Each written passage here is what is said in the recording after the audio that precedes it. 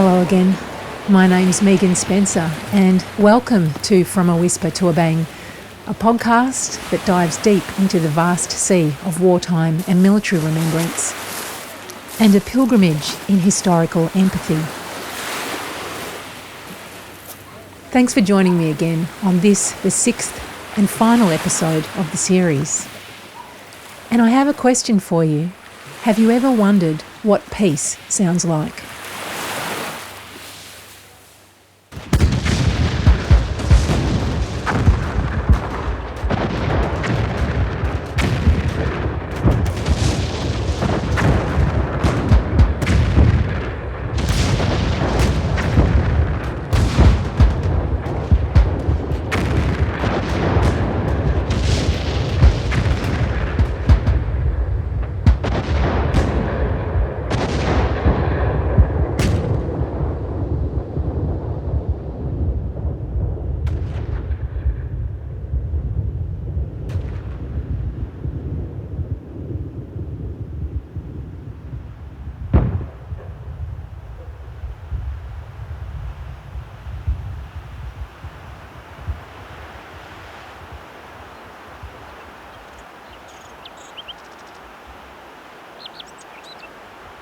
So what you just heard is an artistic recreation of the guns falling silent at the moment of Armistice at the end of the Great War on the 11th hour of the 11th day of the 11th month, 1918. The moment when World War I finally ended after 4 of the most destructive, tragic and unthinkable years in the history of humanity. Exhausted by the barrage of war, it was a moment so many at the time thought would never ever come. A moment so yearned for, so imagined. From a bang to a whisper. That moment of precious peace. It's quite an astonishing recreation, which was made based on a real-life graphic document from the time, held in the collection of the Imperial War Museum in the UK. Using sound ranging, a technique which helped the military locate enemy guns by recording the sounds of the battlefield onto photographic paper, this 100-year-old seismic graph was made when the ceasefire actually took place on the American front in France, just near the River Moselle. Talented sound designers, coda to coda, were commissioned by the museum to sonically bring this historic moment to life for the very first time as part of the museum's Making a New World season to commemorate the centenary of the Armistice in 2018.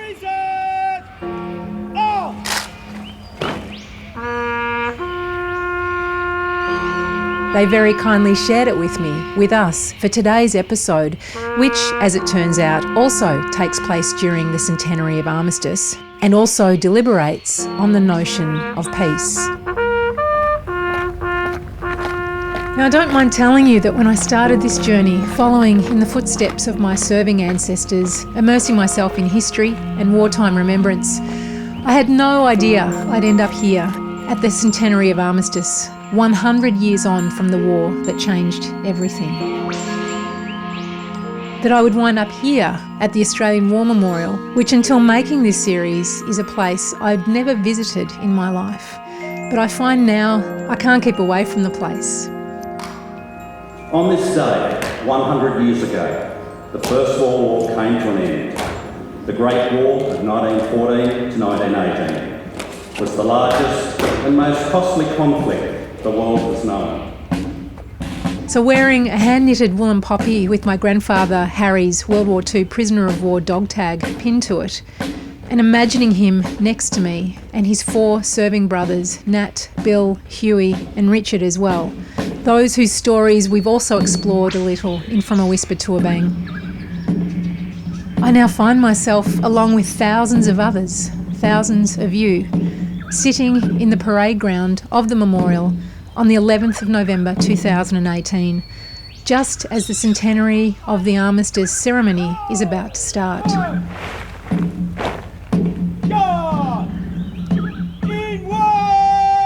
I imagine myself holding my ancestors' hands and them holding theirs of their descendants, my kin, a good number of whom I've met for the very first time because of this pilgrimage.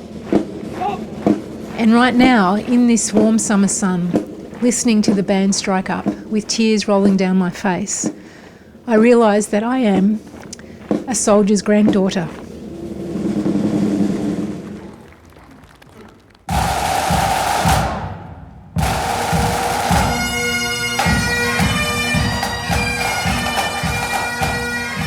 Now, I'm not alone in this. It's a powerful day in the history of Australia, in the history of the world, in the history also of my family. All of us here together, alone in thought, but united in remembrance.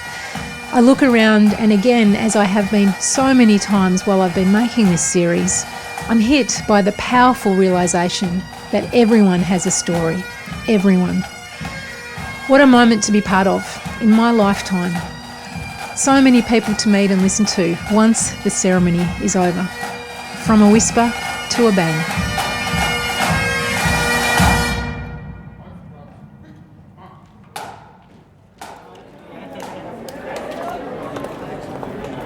To call my journey along the road of remembrance big is a bit of an understatement, and I'm going to need some help putting everything I've learned back together. But before going into the crowd to talk to you, fellow pilgrims, I need to call on a Canadian historian I've been busting to speak to since hearing her amazing 2018 Wreath lectures for the BBC, where she toured the world tackling the big questions around war and humanity.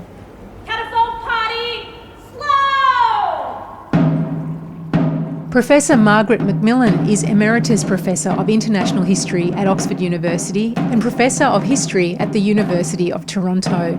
And she's been in high demand as an international speaker since the Centenary of commemorations for the First World War began in 2014. Exactly a month before the centenary of the Armistice in 2018, we speak by Skype. And as you'll hear, I'm just a little bit excited. And I also start with a big question. There were so many people invested in preserving the peace after the end of World War I. And given that we're coming up to the centenary of the Armistice, it's the end of war, but it's also the start of peacetime in many people's minds back then. And I'm wondering, do we take the responsibility of peace seriously enough nowadays? The trouble with peace is it's very easy to get used to it. And when you've had a long period of peace, you tend to assume, or we all tend to assume, that that is the normal course of events. And what is dangerous about that is we can become complacent.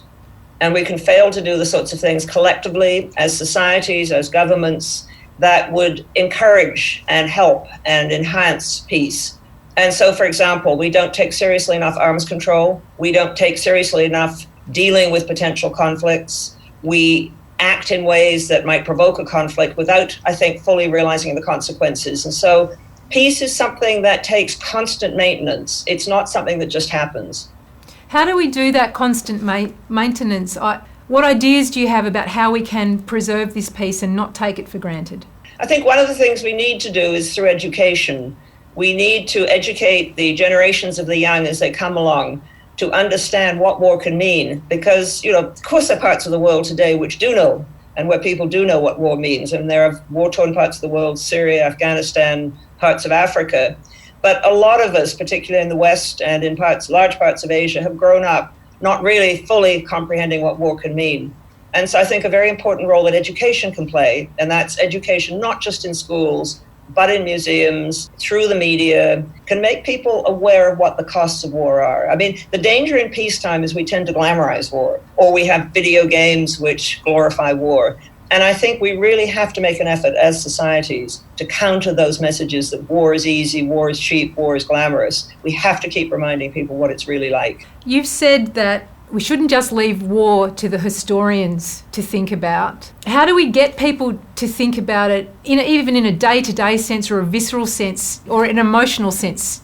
I think there are many ways of getting people to engage. And one of the ways I think that we can understand war is to understand what war in the past meant. And there are many ways of connecting with the past. One of the ways of connecting with the past is actually to go to places and to try and understand what happened at that place and what that place meant. And so young Australians and New Zealanders go to Gallipoli, for example. Young Canadians go to Vimy Ridge, which was an important site for Canadians in the First World War. And I think it's also important to encourage people to read, to look up their own families, because most people you will find, wherever they come from in the world, and this is not a question of, we're good and they're bad. I think we have to understand that all human beings suffer through war. And so I think that there are ways of connecting through looking into your own past, looking into your own village, looking into your own ancestors, and trying to understand at a very individual level what that must have meant. But using what happened in the past, because we have, sadly, very good evidence of what happened in many past wars, using what happened in the past, I think, is a very good way of trying to understand war.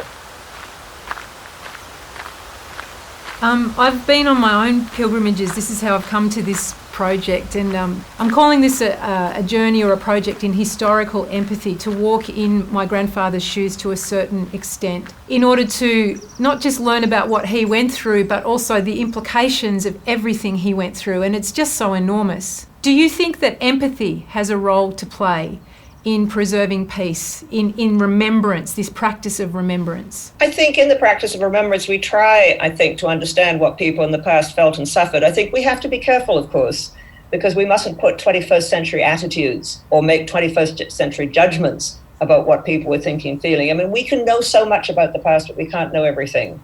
And in some ways, yes, people in the past were very like us, and in some ways they weren't. They were different. And I think there's always a danger, which historians, I must say, sometimes fall into, where we attribute things to people in the past which they probably didn't feel or think, or we don't know anyway for sure.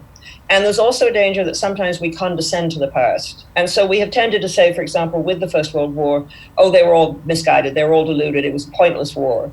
That's not how people thought at the time. And I think we have to respect that. We can agree or disagree, but I think we have to respect it.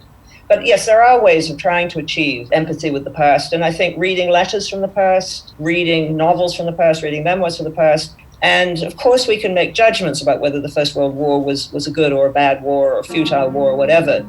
But I think we have to try and understand the people who fought in it and what they were thinking and feeling. And as I said earlier, not necessarily impose our own values on them.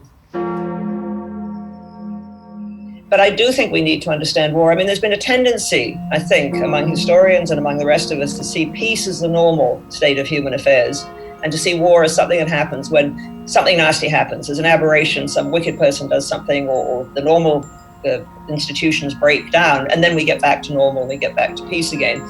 But, if you look through history, and if you look at how much war we have seen, I think it's more complicated than that. I think war is woven into our history and into our society. And we have to deal with that.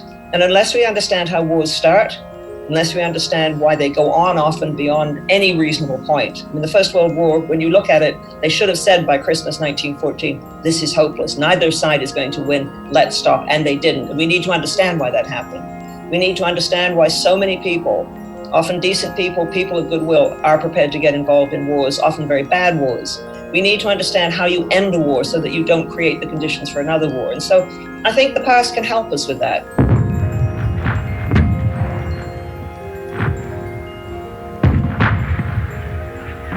What does this centenary of the Armistice from World War I make you feel?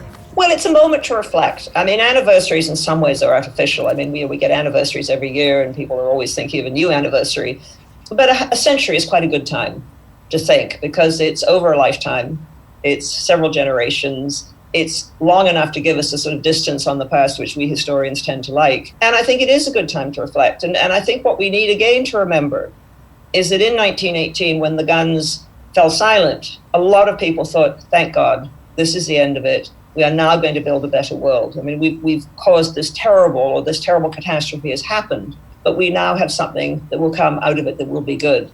And the idea that we're all interdependent and that we all have a common shared interest in a peaceful and prosperous world is something that really is reinforced by the First World War. And that was a feeling which you got really around the world. Woodrow Wilson, the American president, is often associated with the idea of trying to make a world free from war. But Europeans, Canadians, Australians, Indians, Japanese, Chinese, people all over the world really hoped that the time had come to build a different sort of international structure and to move beyond using war as a way of settling disputes among nations. Now, those hopes weren't borne out, but I think it's very, very important that a step was made towards trying to think through how we build international organizations and how we try and remove war from the toolkit of governments. But I think it's very dangerous to become complacent. And if we ever think we're too civilized to fight, then I think we should be careful. Because the Europeans before 1914 thought exactly the same. And they were very civilized in many ways. And so were we. But it didn't stop the Europeans in 1914. And as I've said before, I think it's so important to make younger generations aware. I think it really is important. And that's why I think war museums can play a very, very important role by bringing the young in and engaging them. And I hope the important thing really is to awaken a curiosity, to make them say, I need to know more about this. I really want to know more. I want to go and see some of the places where this happened. I think that's what we can hope for. Well, it just so happens that a month after Margaret's and my conversation, I meet a couple of such curious young people.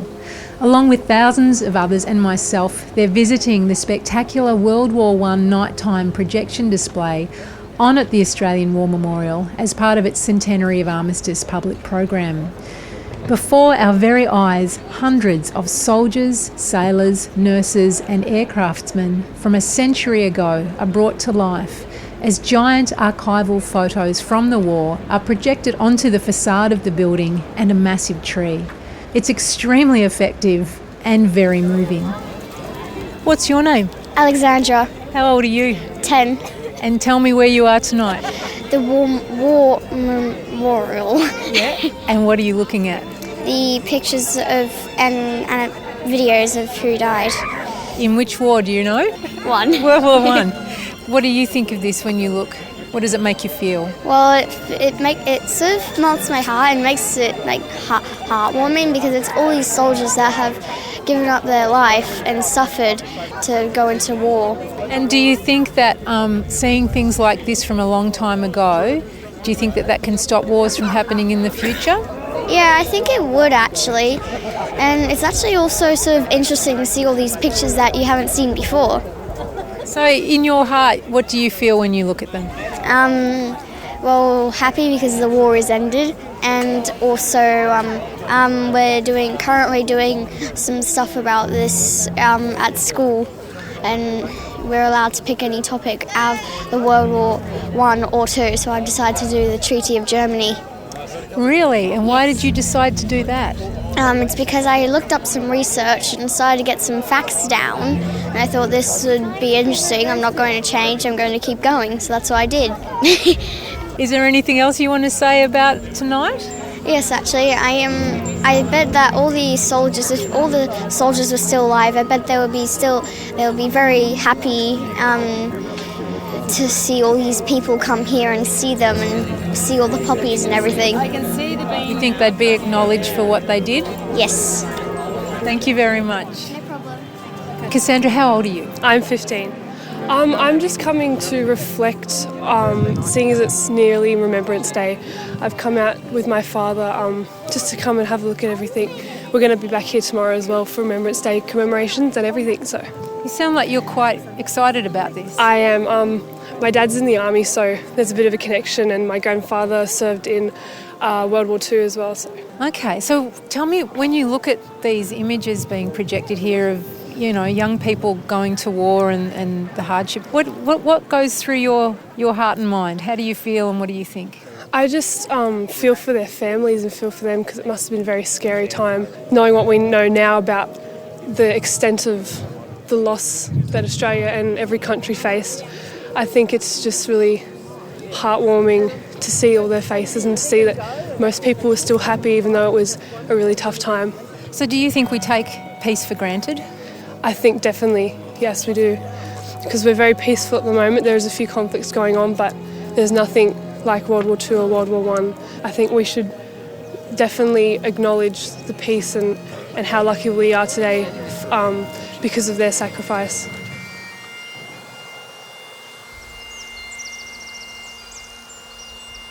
Is it a tough job being a war historian? Is it frustrating? Because you get to look at so much information and see, in a sense, how we haven't learned from past mistakes. I suppose it's always a bit of a frustrating job being a historian. I mean, it has many rewards, and I've always found it absolutely fascinating, which is why I do it. But being a historian, you have to look at dreadful events in the past often because they're part of the fabric. And sometimes what we do as historians is explode myths. We in the English-speaking world don't know nothing. We don't know enough. In fact, in some cases, we know nothing about what was happening on the Eastern Front, where millions of men were fighting and dying. And so I think it's the job of historians to say, yes, of course the Western Front is important, but that's not all there was to the First World War. You know, there are a number of myths that grow up in history, and sometimes they're really not entirely true. Well, just between you and me, I've come to think of historians as our quiet superstars, doing the community a great service when it comes to keeping the facts on track and our history honest. My name is Garth O'Connell and I'm from the Gomeroi Nation of New South Wales and Southern Queensland. And speaking of myth-busting, Corporal Garth O'Connell works at the Australian War Memorial as a curator in the Military Heraldry and Technology section. And as you'll hear, he got to participate in some fascinating myth-busting in the For Country, For Nation touring exhibition, which tells the rich story of Indigenous military service for Australia.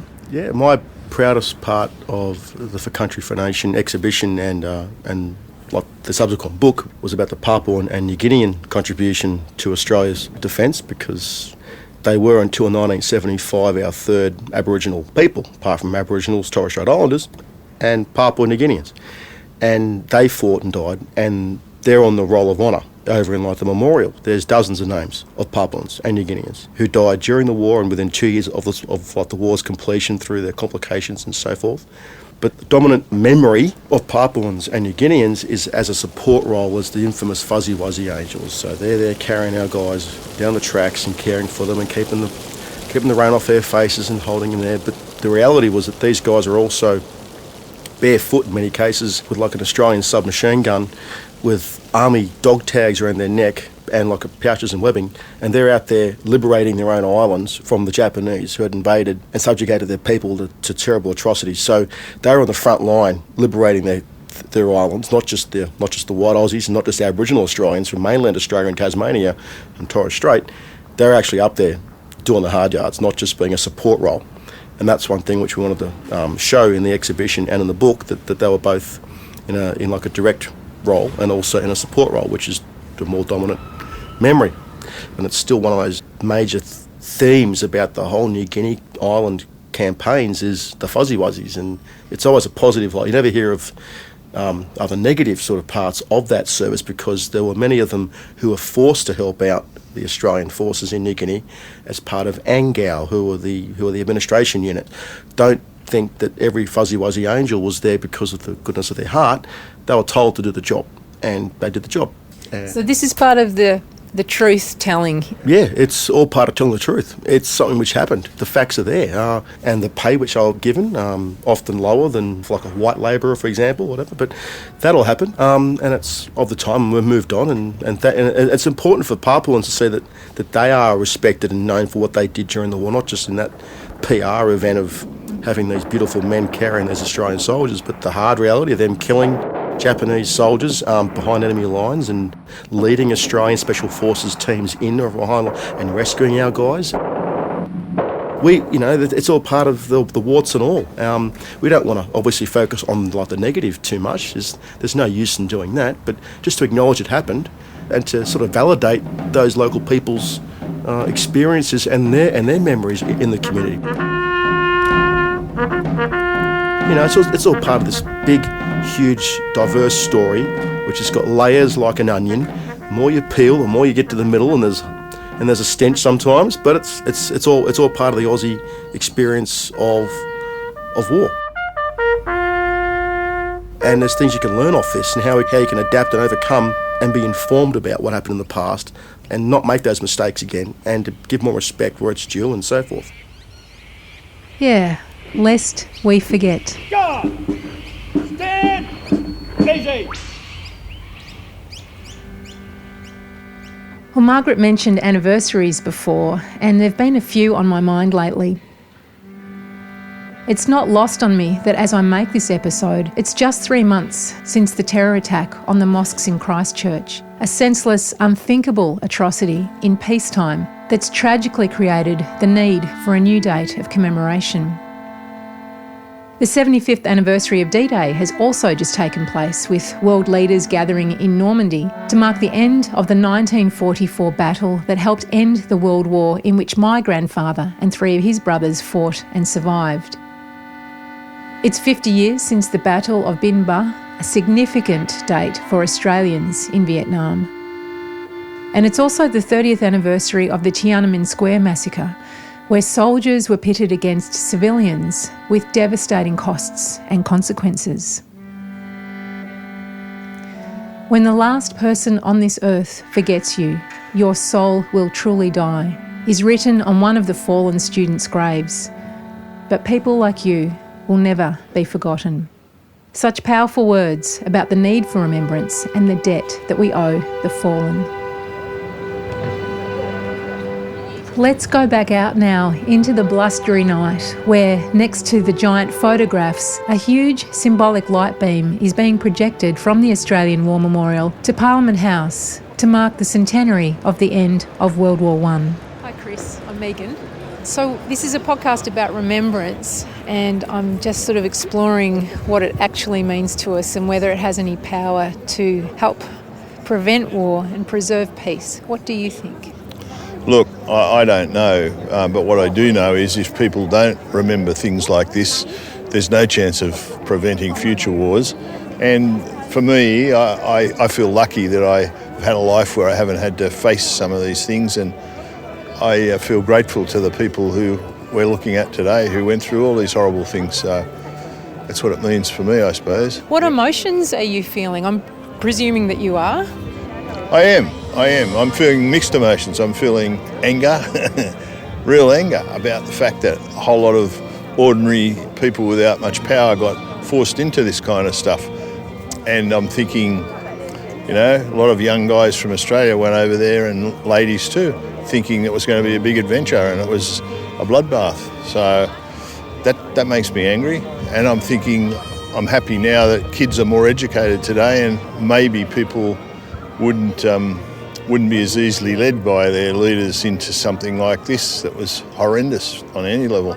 Yeah. It's an extraordinary sight. We're Canberra residents and drive past the War Memorial twice a day going to work, but seeing this evening the projections, the World War I images, and the crowd here is just breathtaking.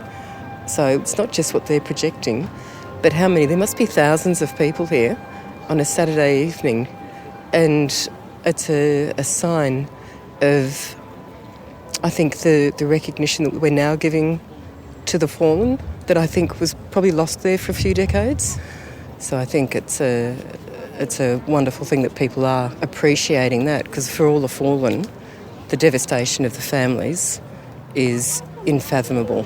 My name is Jessica. So when you think of this light beam and you're watching these young people who have gone off to war and the honour, the service, the sacrifice, how does that make you feel when you reflect on it? I feel actually emotional. My father's a Vietnam War vet, and even though he survived the Vietnam War, there's a lot of things that he now has to live with. Sometimes he's really good, sometimes he's not so good. And when I stand here at the War Memorial, it makes me think about the sacrifices that he had to do in the Vietnam War, and the stuff that he has to live through now. Grandfather, great-grandfather and father-in-law was also in the Second World War. And do you think remembrance can help prevent war? I don't know whether it'll ever prevent it, but we certainly do learn from them. Learning from it. Learning, I think, is the main thing, and that's the message I think the younger generation should actually look at and see how much we have grown because of that. Yeah. But I've been surprised at, we have got 3 daughters, and the youngest daughter in particular really thinks about it. And, nothing I like more, I see pictures of her at the Anzac Day Memorial in Martin Place in Sydney, and she goes and wears my father's medals. And it's fabulous that young people are really recognising it. It makes me really warm to feel that the young people think about it. I think the War Memorial is probably one of the most important monuments in Australia. It's a very sacred place.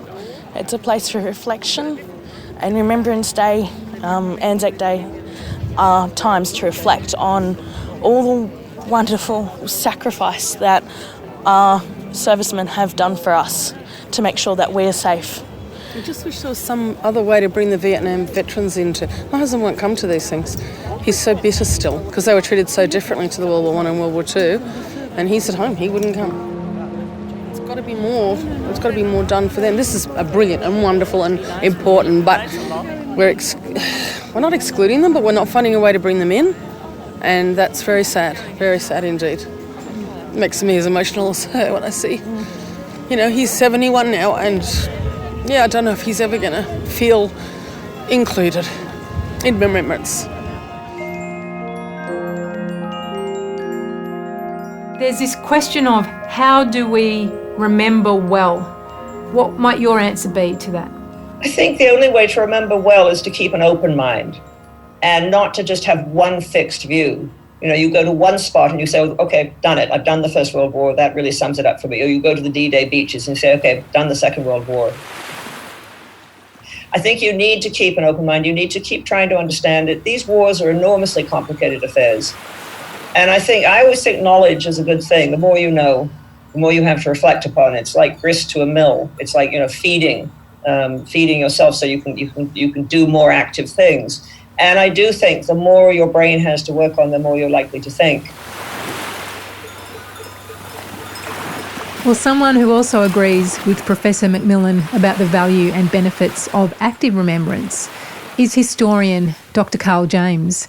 And with technology at our fingertips, it's never been easier to know more or feed ourselves. But remembrance is also about how we remember, what we remember, and why. Yes, my name is Dr. Carl James, and I am a senior historian here at the Australian War Memorial, and I've been here for nearly 13 years. You and I met in the staff room here a few days ago, and we got to talking about remembrance and active remembrance. What does it mean, active remembrance? In my mind, it's one thing to remember, but does that just mean we think about it, we take a moment on Remembrance Day, we stop for a minute, and we think, okay, great, tick. Or on Anzac Day, you will watch part of a national march or a national ceremony on television, you pause, you may reflect, and then you go on with daily life. I'm a historian, I'm an exhibition curator. I always come back to this notion of commemoration through understanding. That is the active part. That is where you are going out, providing a context, interpreting it, looking at what's significant, but also being open to other experiences and to ask new questions. And we've seen that historically where you've got the rise of, they call it the rise of history from below. So people looking at the individual experience, looking at the role of women, now looking at the experience of Indigenous Australians during conflict. These is where there's whole new areas of research that's going on. That's where it's quite new and exciting. Looking at the role of gay, lesbian and transgender within the Australian Defence Force. 20 years ago, that wasn't even a thing. 10 years ago, it wasn't a topic. Now it's quite important. So, the military always reflects the society, and the society in that wartime commemoration needs to be as inclusive as it can. If it doesn't, then you run the risk of becoming irrelevant. Talking about top down, bottom up, where does social media sit within this paradigm of active remembrance? I think social media is a great platform because it, I hate to use the term democratic, but it certainly makes historical events, resources, documentation much more accessible, and it probably empowers more people to use a platform. They can try to tell their stories, they can connect, and it builds a community. Working at a public institution and being a public historian, it's about making this material and ideas and stories accessible. And that's the thing that's really exciting. Developments such as digitising documents, the National Library's database Trove, the collection of historic newspapers, has just revolutionised how you can do family research. And not just for academic historians or museum professionals, but just everybody. You can do it at your desk at home on your tablet. It's so exciting. Well, he's absolutely right. It is exciting, and for sure I've had my own fair share of eureka moments researching my grandfather's war story, those of his brothers too. It's absolutely exhilarating and illuminating, uncovering details of their war experiences, actually those of everyone involved in these incredible moments of history. It feels like finding gold at the end of a keystroke.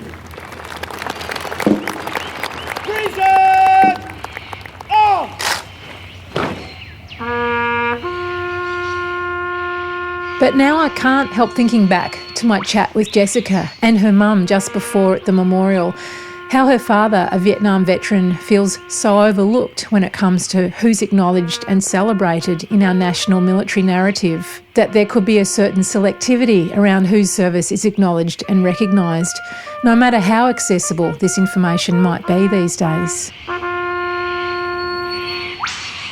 Thinking back on the turmoil of the Vietnam era, where are we at now, I wonder, when it comes to the acknowledgement, inclusion and commemoration of personnel involved in our more recent and even current conflicts like Afghanistan? I ask Dr. Karl again.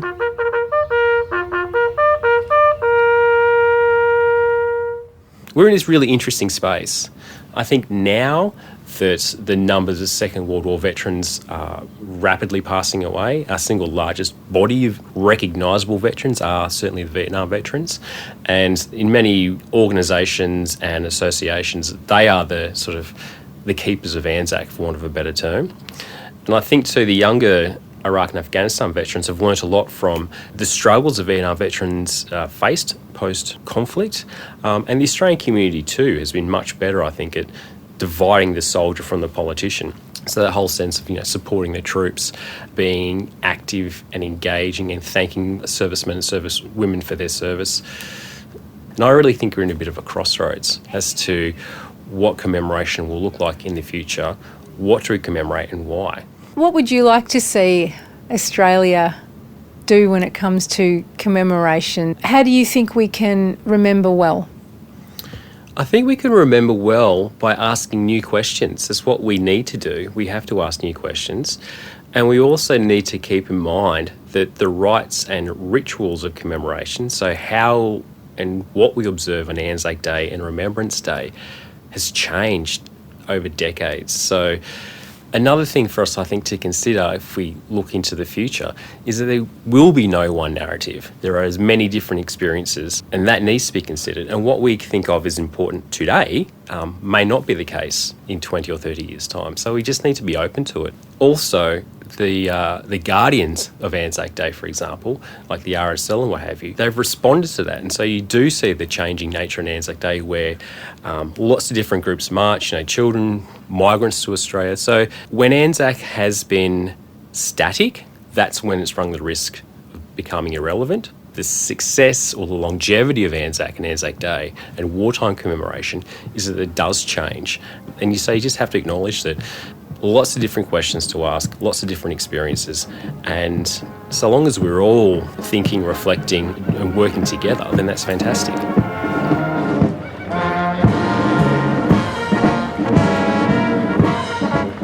I have a bit of a confession to make. I'm an absolute sucker for a marching band. Wherever or whenever I hear one strike up, I drop everything and run over to it, usually with tears streaming down my face. Just ask my husband Oliver. Yep, it's true, she does. There's been so many times he's lost me to marching crowds in Australia and Germany when we were living there. Yep, true again. Sie ist ein bisschen verrückt. She is a little bit crazy for those marching bands. Sitting here in Canberra, waiting for the National Remembrance Ceremony to start, and thinking back on the family pilgrimage that brought me to this very moment, across the wars, the generations, land and sea, I realise that this is in my blood.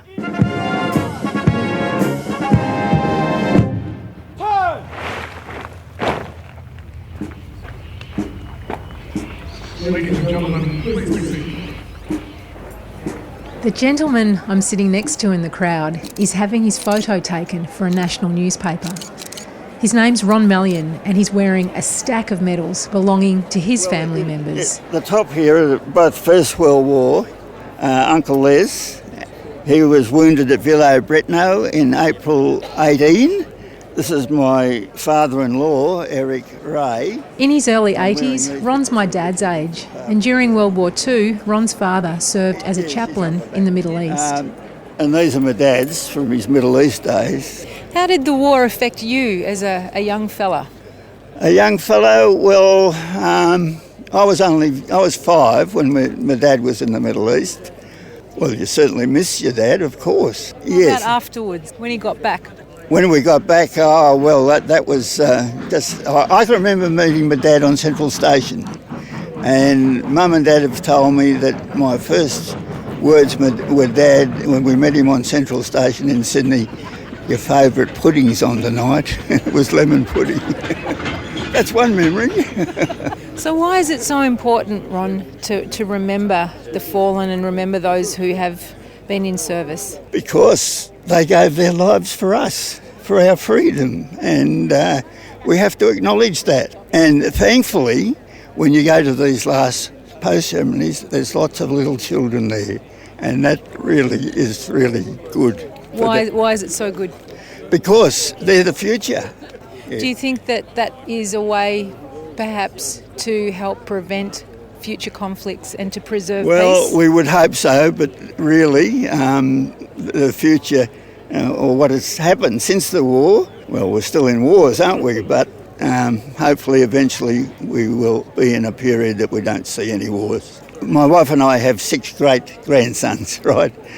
And what is their future going to be like without that remembrance, you know? And hopefully we pray that at some time in the future, war will be a thing of the past. So when you look around today and see all these people here, how does it make you feel, Ron? Well, it makes me feel very proud that there are troops, not only the ones that didn't come back, but the ones that served, are being recognised in such a wonderful way and not only here in Canberra, but Australia-wide. It's happening. You look very happy. Well, it does make me happy to think Yeah. that this recognition is there. Yeah. Good on you, Ron. Thank you for talking to me. Ron's brought a group of people with him from Sydney, and unbelievably, one of them is a World War II veteran, Mr. Norman Smith. He's in his 90s, and I can't quite believe I'm about to talk to someone who was actually there. I feel extremely lucky, and it's a big day for Norman.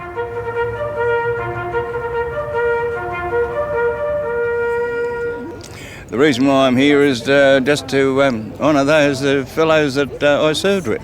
Would you mind telling me where you served and what you did? Well, I served in the 100th Squadron, which was a Beaufort squadron, at Nadzab in New Guinea and Italy in New Guinea. We did that stupid North New Guinea campaign where 1,200 lives were lost for absolutely no reason whatsoever. And that's documented in your own war memorial. I've always had a great regard for Remembrance Day because I had an uncle that was killed in the First World War. So I guess that's the main reason. Do you feel any emotions when you come to ceremonies such as this, or even Anzac Day? Very much so. Very much so. What do you feel? I feel that I was very fortunate to belong to the people that we did belong to, and these are the people that made Australia great. One of the things I'm curious about is whether or not remembrance can prevent conflict, can prevent war and keep the peace. What do you think? Well, I think the easiest answer to that is if you don't know history, you're going to repeat it. Well, what I have done is I have brought each of my 6 grandchildren, when they're in their mid-teens, down to the War Memorial, and we've come to 100 Squadron, and there are 110 names on that list. And I point out to them, I say, see this bloke here, Huey Chivers? I used to play poker with him, and you remember, he was only 3 years older than you are now when he died. And each one of the kids have really appreciated it. So it must have some effect, a good effect. Can I ask you a question because you were there? When you got back, what was that moment like for you back to Australia and you knew the war was ended?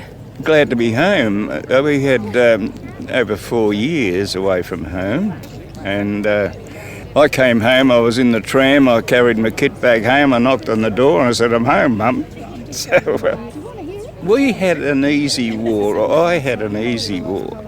The fellows that I really feel sorry for were the old POWs. They really suffered. Now, they would have pre-stress syndromes, which was a word we'd never heard of. if we had a problem, you got off your backside and did something about it. You had no one to help you either. But to get back home, it was just great. I discharged, went back to work, and glad of it. Sitting next to Norm is Barbara, Ron's wife. I grew up with the knowledge that my eldest brother had been killed in the Second World War. I was only 4 when he died. And the other 2 boys one was in the army and the other one was in the navy, and they didn't talk about war. After the war they came home and it wasn't mentioned. My father was serving as a gunner in the First World War, but war wasn't spoken about. But it's sort of coming more to my mind now that I'm older. So for you personally, what does it mean to come to a remembrance ceremony such as this, or to just remember, just generally speaking, in your own life? Well, like Norma, I'm not sure that I can really put it into words. It's very moving. It's too big. It's much bigger than me, and it's something I'm glad to be part of. And do you think that remembrance is an important thing? Well, I think it's better than nothing, that's for sure, and hopefully it does. I think education about this and awareness, that's the only way you're going to get a start on it anyway. But And what do you think about this? The same. The more you remember, the more we educate, and hopefully there won't be another war like there has been in the past.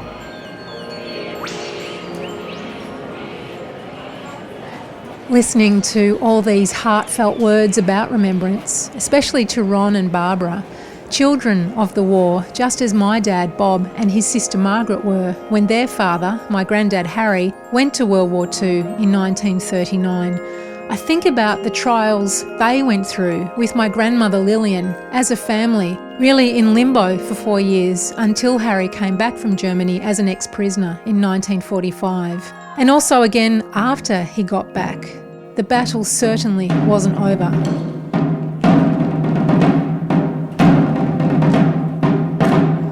The difference Harry felt from other returned soldiers as an ex-POW, his anxiety and heavy drinking to cope, and the argumentative distance he put between himself and other people, especially those he loved. And the fact that they, like so many Australian families of that time, were really left to fend for themselves, dealing with this aftermath of war. I look down now at Harry's grey metal POW dog tag gleaming in the sun and think about the need to remember what they, the family, went through as well. Ladies and gentlemen, thank you for attending the Remembrance Day National Ceremony on this historic occasion, the 100th anniversary of the signing of the Armistice and the end of the First World War. As I leave the parade ground after this very special ceremony, I chance to meet Caroline, who puts all of this into perspective for me. What are your thoughts on this? What are your reflections? My reflections are about my 2 granddads, one who was shot 3 times in Gallipoli and then went on to fight in France and Belgium, and the other granddad who was in France and Belgium. And I often reflect about their time post-war, granddad being quite sad about why did he go to war, particularly when he lost a son in war in the Second World War, and stories about my mother and her personal experiences of the granddad that came back from Gallipoli, that she was washing up one day, dropped a plate, she was about 10, he went off really angry and then hid under the kitchen table. She didn't know what that was about, but what I reflect on is my mother hated sharp noises. So someone was saying before that families become veterans as well. Is that part of it? I think they do. They, I guess, inherit the trauma. So that as the men come back from war, they carry a sense of trauma with them. So that then carries further into the family makeup. So do you think it's affected you all these years later? Yep. I could guarantee it has. And I had a father that also served in World War II as a Spitfire pilot. So you do kind of pick up on the good stuff, the fun stories, but also some of those hurts and horrible things that happened to them that they never spoke about, but you kind of get a sense. So this is the moment. We've just had the 11th of the 11th, 2018. We're a few minutes after it. Well, what's going through your mind now? This is like a momentous point in time. So 100 years on, what's next? Where do we go from here? What do we celebrate or remember? And I kind of feel like, what do we do now about World War I? Do we go on to the next one? Let's remember another battle. Let's try and stop them. I'm such a hippie, aren't I? No. Thanks for you for doing what you're doing. Oh, that's very kind. No. We're all in it together, right? Exactly. I overheard your story. It's very personal for you to be have your grandfather that's very close to you. Well, we weren't that close, but we kind of are now. You know, I didn't know why. I had to go back and find out. Yes. You know, what happened to him. Yeah, that'll bit. We'll just see if that goes like that one. See if it goes back. Down to there. Quick, wait a minute. Go on, quick, hurry up. I'll sit with you. No, I can't. Oh, well, if you don't do it, well, I'll take the Say thing hello. away. Quick, go on. Quick, say hello. It's like a telephone. You listen. I don't know how Oh, you do. I'll sit with you. I know. All right, well, go on. Quick. What's your name? Waylon. And where do you live, Raylene? T-Safo. Has your daddy got a motor car? Yeah. What sort is it? I don't know. You don't know? Oh, and does your mummy smoke cigarettes? She does. Well, say yes, don't nod your head. Yes. And what does she light them with? A match? Yeah. Not a cigarette lighter? No. And have you got any playmates? Yes. What's their names? Waylon. Waylene. That's your name, that's not your playmate's name. Well, wait, we'll have a listen to that.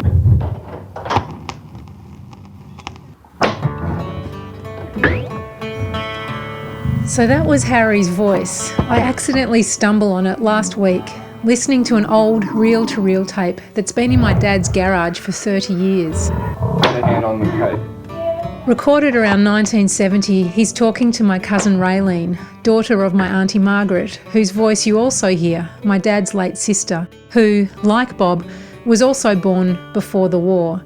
They were very close. That's how it goes, that's it, Dom. I've never forgotten Harry's voice. Of course, I burst into tears when I find it. I've been searching for him for a long time. Walking in the footsteps of Harry's war experience has given me so much. So have many people who've shared their wisdom, insights and stories with me for this project.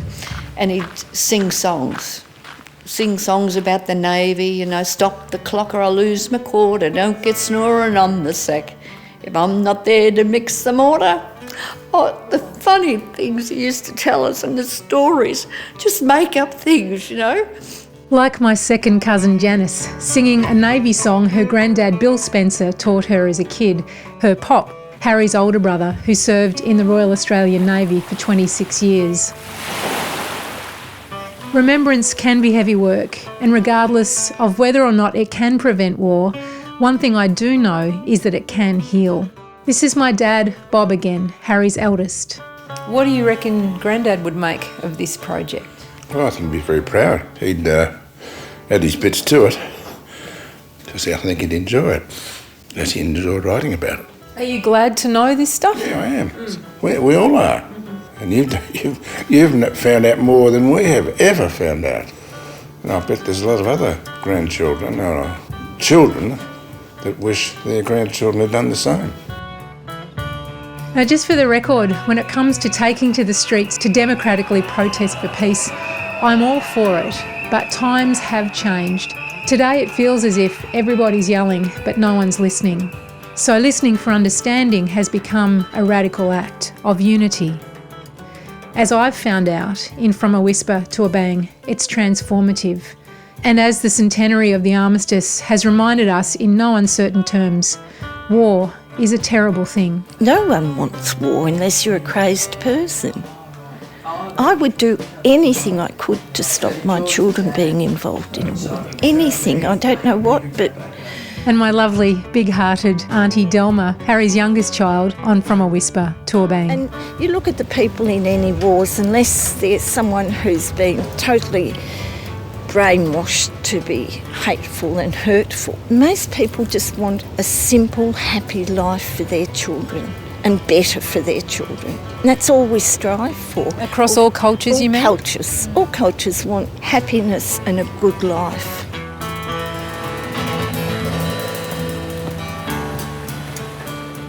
On page 2 of his memoir, Harry blurts out, "God bless you, Mum, and you too, Dad."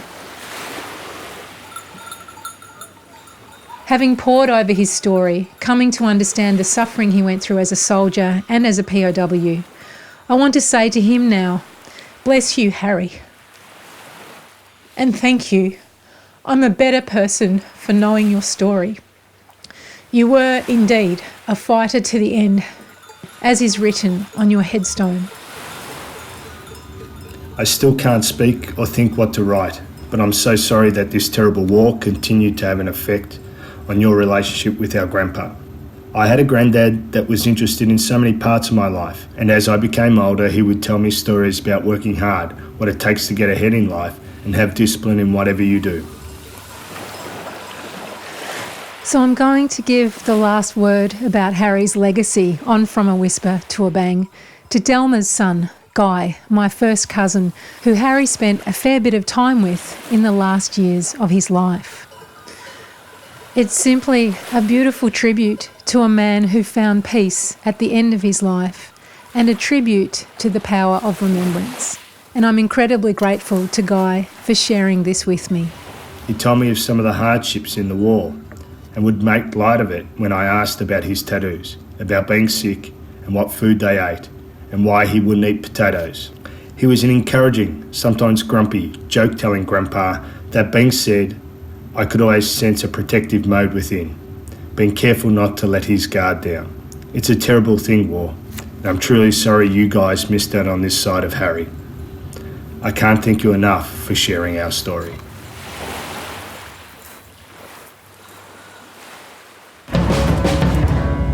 Speaking on the final episode of From a Whisper to a Bang, Professor Margaret MacMillan, Alexandra, Cassandra, Gomeroi Man Corporal Garth O'Connell, Chris, Fiona, Lisa Sondra, Jessica, Jeff, Deborah, Dr. Carl James, Ron and Barbara Mellion, Norman Smith, Chris and Margaret Morrison, Caroline, Bob Spencer, Janice Coyle and Delma Calcagno.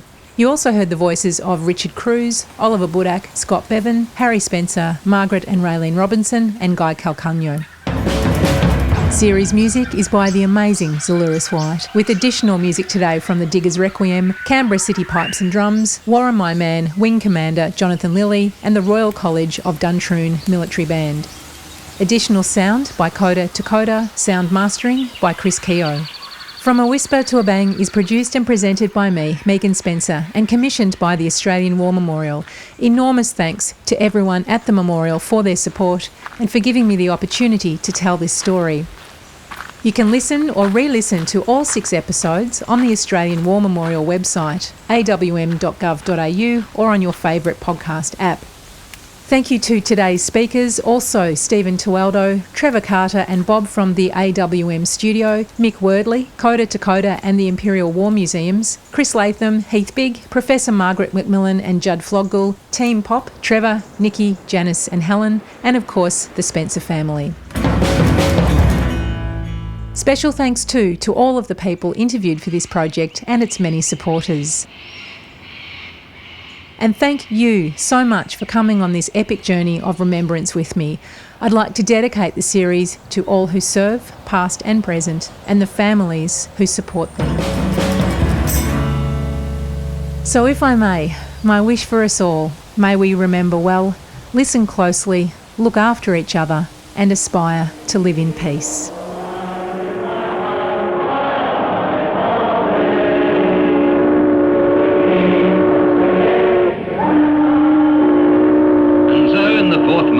The vanguard of the 6th Division sails, little knowing what the next 4 years will bring.